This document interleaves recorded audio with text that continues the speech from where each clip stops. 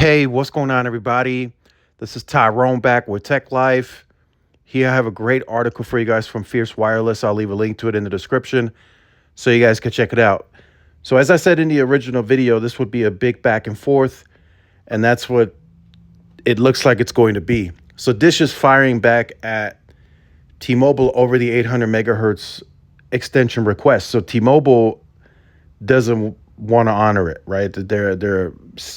They're sending in letters to Washington D.C. telling the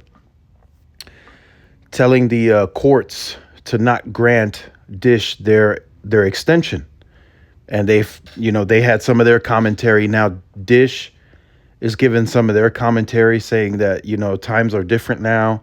It's you know post COVID. There's a war going on in Europe. Everything's more inflated. That's their main argument, right? And T-Mobile is pushing back against that. And T-Mobile says that the longer they keep the spectrum, they're going to have to pay and endure a cost of 215 million to continue keeping that spectrum.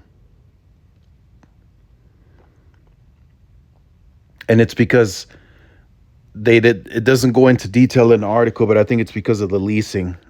The leasing is still good through 2030, I believe, and T-Mobile will continue to have to pay that leasing in order to keep the spectrum.